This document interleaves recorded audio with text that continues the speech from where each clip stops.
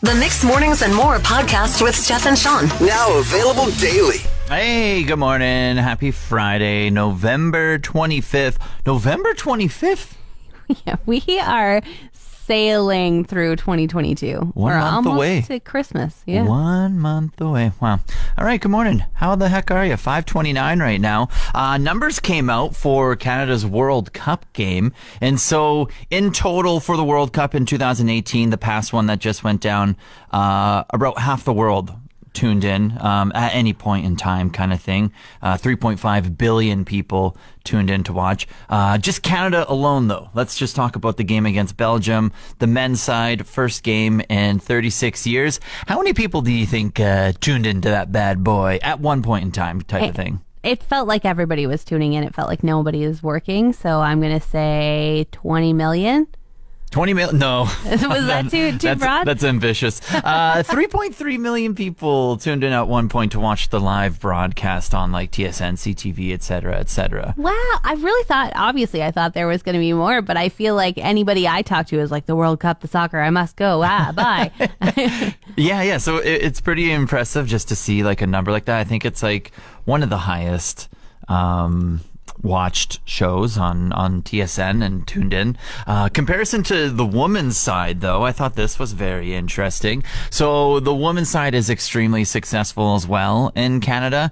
And when they were going for an Olympic gold medal, when was that? 2 years ago?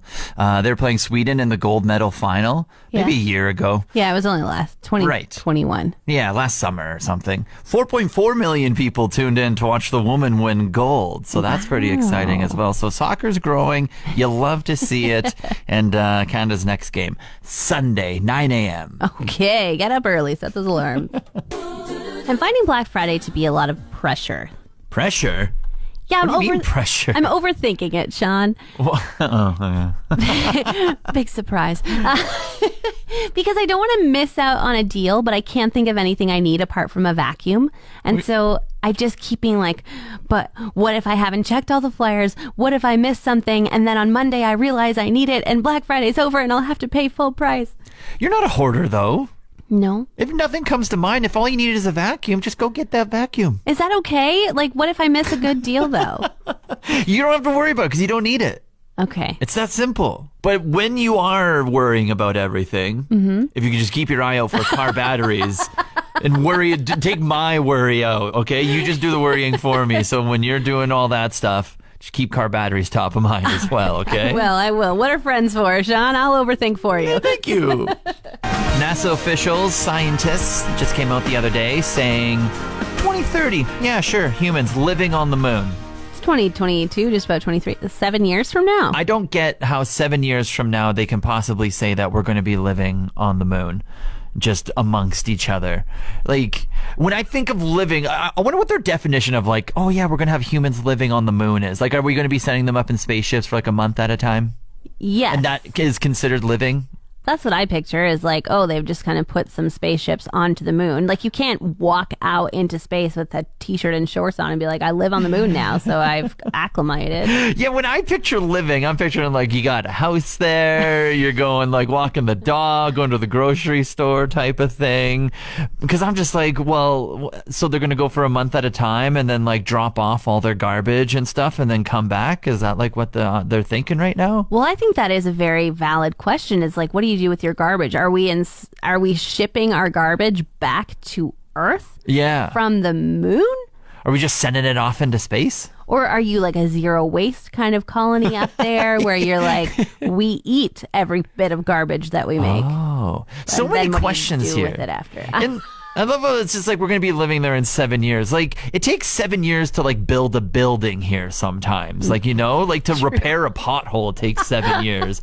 Like, to do anything, it feels like it takes at least 5 years. I'm like, yeah, we're going to be living on the moon, which however far away it is, we're going to make it happen in 7 years. Yeah, good question. I did look. It takes 3 days to get there. So if you had to come home for a funeral, you might have time. Yeah. Tiny little town in southern Alberta, only 8,400 people live there. Tabor made national news yesterday. And not about corn. For once in their lives. Not about corn. Yeah, I woke up from my nap, and this is literally the only thing. I would open any social media. Boom, ostrich. Boom, ostrich. I was like, what is going on in the world? I thought I woke up in a new time. Yeah. So apparently, a farmer had 20 ostriches escape his farm yesterday, and they were wreaking havoc on Tabor, running around the streets. And then the RCMP were chasing them, trying to catch them and get them back home. The video is so weird. It is so weird that it's just amazing at the same time. The video I saw that was posted was, I believe, the farmer in the passenger seat, the RCMP just ripping around, chasing ostriches on like the main roads in Tabor, and then the farmer leaning out the passenger window trying to grab them as they drive beside them. It was so funny, and so many articles that I read are just clarifying, like, that's the recommended way to catch an ostrich. Yeah. He's not like hurting the ostrich by grabbing its giant neck. But I have so many questions. Yeah. Like, my first one is, why do you have 20 ostriches? Like, I was like, I've never really had an ostrich steak or anything. Like, are they eating them? Yeah, I wonder if it's just like one of those like pet farm kind of things where they have like more like just those unique animals that like you take kids to, and it's just like llamas and ostriches and 20 ostriches. Yeah. Take your pick. My other question, like, once he did get the ostrich around the neck and catch it, does he have to walk back with it to the farm? What is the plan? Are you bringing it in the truck with you? What happens when you actually get a hold of it? Yeah, does it peck your eyes out? I mean, I think they have giant feet. Do you put it on a leash? I don't know. Yeah, what was the next move there? And then I just kind of had this thought when watching that ostrich run along. Yeah. Is the road runner, like the meep meep? Oh, yeah. Is he an ostrich? I think it's part of the evolution change. So I think a roadrunner is just like, I think the common name is a roadrunner, but it's just like we like moved up from like apes. I think maybe they moved up from like. Oh. Yeah. Okay, well, the ostriches I think it's part of the family, for sure. Yeah, they were sure looking like road runners yesterday and staying true to their name. What a crazy day. I love it. I found the perfect app for you, Steph, that will help you with your 7,000 emails that you have in your work email going on right now. This is exciting, but I don't feel like I need help, but thank you. No, go ahead. What is your email count at right now for your inbox? Load it up, because as you're looking, I'll just kind of keep on going on about this. So do you use Gmail as well for personal? Yes. Do you know how Gmail has that like kind of promotion and social, and it has those subcategories where it kind of hides off those other emails? Yeah. It's kind of what this app does if you don't have the Gmail. Oh. Okay. Do you have your inbox open over there? Yes. What are you at? In my inbox, 17,611 emails. Stop. They're not, those ones are open. There's only Stop. 38 new. I'm going to go home. That makes me so sick right now. Oh my, 17,000? Yeah, 611. 17,611. Oh, I am like visibly shook right now. Okay, so this app, holy crap. Is it going to help me, Shawn? Do you not delete things? No, because what if I need them later? And then I just search. Everything is a search for me. Puke right who now. sent me an email in the last couple of days I haven't replied to? I am actually shook right now. Okay, so this thing does what Gmail does essentially, and it puts it into like, oh, these are your social ones. So it like groups it automatically that way, and then it groups promos this way, and it groups other things this way. It just recognizes on the base of the email, it'll throw those into there. And what this app also does is that it will ask to unsubscribe from things, and it will do it for you, so you don't have to find the unsubscribe button, go to their web page, and then do all that information. It'll automatically fill all that out as well. So if you click on one of those random newsletters that you seem to subscribe to all the time, that I want to subscribe to. Okay. Sure. You go across one and you're like, why am I getting this? it'll have it already. It'll ask you, do you want to unsubscribe? And then it'll do all the work for you. And then that'll cut out 600 of those emails. Wow. Okay. Like, I mean, I could get it, but I'm a little bit nervous. What if I don't get my email from Bass Pro Shops that tells me that socks are on sale, or the one from Curiosity Canada that tells me about a great event happening in Calgary that I'll never get to go to? Yeah. What will you do? I don't know. Regular fixture at Raptors games is Drake. He's always sitting courtside, and I don't feel like they usually write articles about what he's wearing on the court side, unless it's this one where he decided to come out in a teddy bear coat. That's not just, right now in fashion is the teddy bear kind of material, but this one actually has real full-size teddy bears attached to it. This is hilarious. I kind of like it a little bit. If I had $1 billion, I would like it type of thing. So I bet you it's not cheap, but it looks good. It does seem like it has pillows for your arms built in with these teddy bears. I do think it would be a good kind of house coat, kind of couch invention, but to sit on courtside and be in high fashion, it seems a little bit strange to me. Yeah. So picture a glorified robe is what we're looking at right now, and then kind of where a chest pocket would be on a button-up shirt, just on over top of on both sides. There's two teddy bears, two children teddy bears, attached to the robe, essentially. And it looks hilarious, but I kind of like it. Okay, so maybe you are Drake's audience, because to me, I'm just have celebrities lost all touch with the world that they're going to walk out in this outfit and be like, all right, this is what I want to wear to the Raptors game. Not only that, it's warm. They're indoors. Are they not sweating to death? That's the thing. He's got to be a sweaty man underneath all that. But I think it was a missed opportunity because it was Raptors and everything. Why show up with bears? Oh. And then the mascot made fun of him at a future game, I think, after seeing that. And the mascot came out with a coat on that resembled Drake's, but then he put little stuffed toys of him on top of his coat like Drake did with the teddy bears. And I think that's what he should have went with in the first place. It's just Raptors on the coat. Totally, because they do say that Drake is the unofficial mascot of the Raptors. So come on, man. Step up your game. Where's your T-Rex costume? T-Rex. Hello? Hello, Diana? Hi, I've been waiting for this phone call. Good morning, Diane. Hey, have you started your Christmas shopping yet? No. Good. Actually, yeah. A little bit. All right. Yeah. Well, we want to let you know that you're going to be doing a lot of your Christmas shopping over at Peter Pan Mall. Woohoo! Thank You just won a $500 gift card to Peter Pan Mall because you qualified to win Mix Up the Lyrics earlier this week, and we just drew your name. Woohoo! Thank you so much. You have just made my day. I hope we made your week, too. You did make my week. Yeah, it was a pretty good week, but yeah, this is the cherry on top. Hello? Hi, is this Josh? Yes, it is. Oh, man, how are you today? I'm doing well, thanks. Yeah, just I am currently in Gibsons, BC, so currently looking at the ocean from the place that I'm staying at, so very, very beautiful scenery here. You are doing very well then, much better than freezing cold Edmonton, I take it. Yeah, Edmonton is pretty cold too. Yeah, for sure. How long are you in Gibson for? I've just been here for a week, just on a bit of a writing, recording trip. Love So, yeah, it's been really nice. It's been nice to get away from the snow. We only have had it for a little bit, but it's never really super welcomed when it does come. Oh, for sure. No, it's been really nice here. Yeah, a break from the snow anytime is a good break in my books. Yes.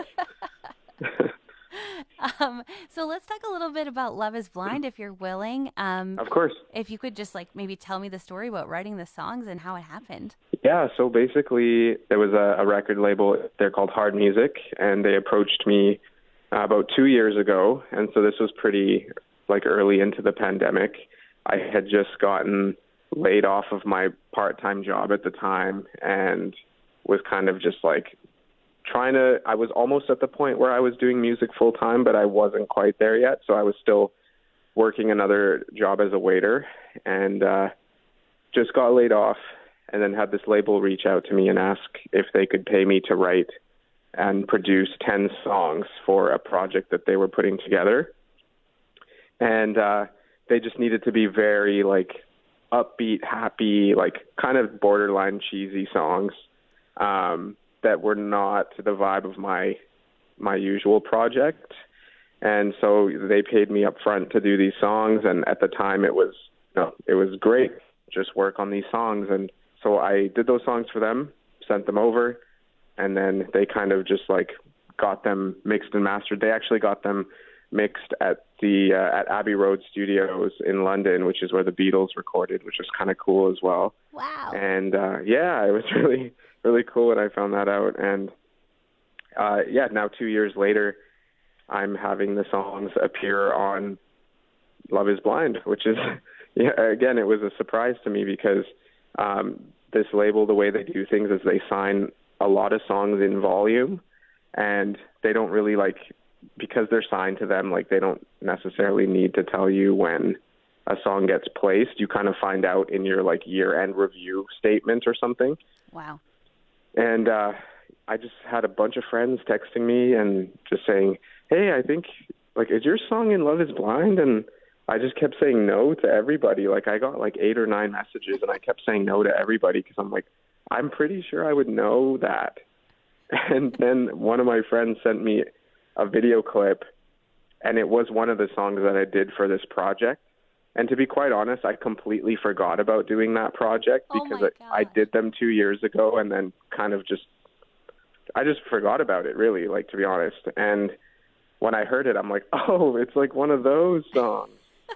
And it wasn't, it was funny because it wasn't out under my name. My artist project name is Josh Sahanta, which is my actual name. And I put those songs out under an alias, which is J Swift, which is the cringiest name ever. But I was listening to a Taylor Swift song when they asked me what I wanted the alias to be. And I was just okay, what do I do? And I'm like, T Swift. Okay, I'll just go with J Swift. Oh my God. It was, yeah. And it's funny because I kind of thought that no one would ever discover that. So I'm I don't really care if the name is cheesy. I'm never going to tell anybody about this project, and it's just going to exist out there, and no one will ever have to know it was me. And now this happened, and now everybody knows. That's so funny. The funniest thing I find about Love is Blind, so my co-host Shawn and I just absolutely love that show. We can't get enough of it.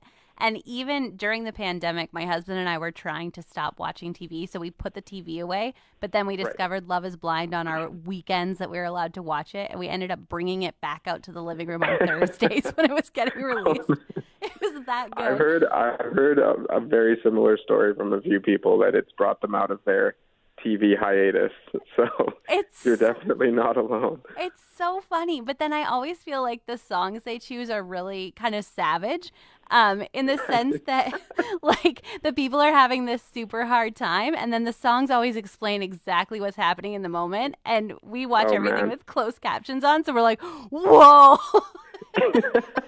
The lyrics just too deep. Yeah, they're so good. Oh my gosh. It's so cool that you had this project happen. So are you thinking, you know what, that worked for me, maybe I should change my name to J Swift, or?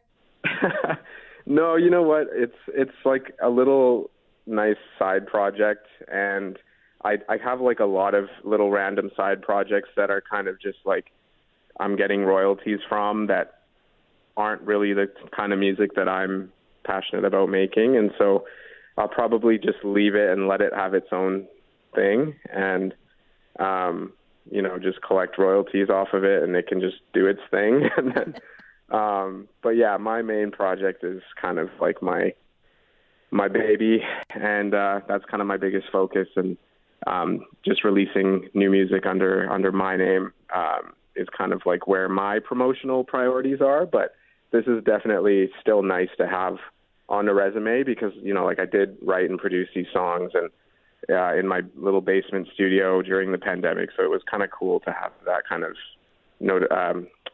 recognition for it. But for sure. And I love that your friends actually recognize your voice. What a high compliment to be nah, that's not me. And they're I think it is you. Yeah, no, for sure. And it's funny because the only reason I trusted the last friend who texted me was because he plays in my band. And I'm okay, if he thinks it's me, then this is definitely something worth paying attention to. But a lot of people were just even some people that I haven't spoken to in years, just messaged me and were hey, I haven't talked to you in a while, but I think I just heard your song on Love is Blind. And I'm like, oh, well, interesting. I'm pretty sure it's not me, but good to hear from you. That's amazing. Now, tell me about your Love is Blind journey. Have you watched it now that your songs are on it? Or are you still avoiding it? It's not, it's funny because I've gotten this question a lot. It's not that I'm avoiding the show or like not watching it. It's more just that like I don't watch enough. Because in the CTV article, they said that I don't even have Netflix, which is true, but we just got rid of it because, they keep raking up the price, and like it was like $25 a month we were paying for the 4K like top of the line subscription, and we maybe watched a Netflix show like once every few months. Oh, wow. And I'm just like, why are we paying for this? So I got rid of it, and then this all happened, and I didn't even have Netflix, so I couldn't even go check it for myself. I've now seen the episodes that my songs are on with no context, so they completely made no sense to me, but it was definitely still cool, and I can see why the show is addicting for people. Yeah. But I don't think it's quite enough yet to pull me out of my Netflix hiatus. That's okay. I honestly do feel like we're being subscription to death. By the time we're done paying Netflix and then Amazon Prime and then Disney Plus and then AMC movies, and I found out about Paramount Plus the other day and Discovery Plus. I was like, how are we not just paying a cable bill again? Like, this is crazy. Yes, so we just got Paramount Plus, and so that's our new replacement. So it's not like I'm completely like not watching TV, but it's just the Netflix shows. After Cobra Kai, for me, it was kind of like, I don't really know what else to watch on here. Well, if you ever do get it back, of course, Love is Blind has to be the first thing. That is definitely going to be the first. Okay, one more question. Tell me about your actual project that you are passionate about. Of course, yeah. So I've been releasing music under my name, Josh Sahanta, for basically since 2017 when I graduated at the university. And it's just been, there's been so many changes to that process during the pandemic, and I just recently had an opportunity to work on a project of like wedding songs. That's kind of why I'm out here in Vancouver. There's a label here that I've been working with called Skinny Dip Records, and they reached out to me also about 2 years ago to start writing some like wedding songs and songs that would be great in like love scenes in a movie and stuff like that. So we've been doing a lot of like sync placements and movie and TV placements for like love scenes, which is ironic because Love is Blind is like the thing that's popping off right now. But yeah, so I just released a brand new song called Someone Like You, and it was probably one of the most successful songs that I had before I even released it, because it was used in a YouTuber video, and her name is Mia Mape. Got like 4 million subscribers, and the video that she used the song in has like 2 million views. And I started just having people messaging me left, right, and center asking what the song was, and then I put that song out, and it did really well, and I have an entire like EP to follow that up with now. So I'm kind of just working on that, and I'm out here in Vancouver writing more songs for that project just because for just sync placements it's been doing so well. Mm-hmm. And, but yeah, like my music typically is more in the pop R&B realm, but with the of singer-songwriter. So I think like the artist that I compare myself most to, and I get compared most often to, would be like Ed Sheeran, who does like the really like ballady love songs, but then also, has his like pop realm as well. So I think that's kind of where I would seat my music at the current time. I love that. I'm going to have to take a listen. Ed Sheeran is probably who I would say my favorite artist is right now. Nice. That would be mine as well. He's so good. Oh, man. This is so great. Thank you so much for chatting with me. And do you have songs like on airplay right now on the radio, or more for a movie and video? Yeah, so, there's a lot of, there's a few stations here, I guess in Edmonton that are playing me, and I think most recently Virgin Radio just picked up my newest song. And there's a song of mine called This Party Sucks, and that was kind of like my big radio song. And that was getting played across Canada. And then I had another song called Wanting that was picked up by BBC Radio 1 in the UK. and that was kind of getting blasted across Europe, and it was just getting kind of featured and picked up by different stations in Europe after BBC played it. So definitely have had a little bit of radio success, I would say, but yeah, mostly like the sync world has been kind of my most recent focus, just because the momentum has been really strong there. Really cool. Well, man, I wish you all the best. I'm so excited for you, and I really appreciate you taking the time to chat with us. Thanks so much for having me. This is great. Want more of today's show? Download the Mixed Mornings and More podcast. Now available every weekday.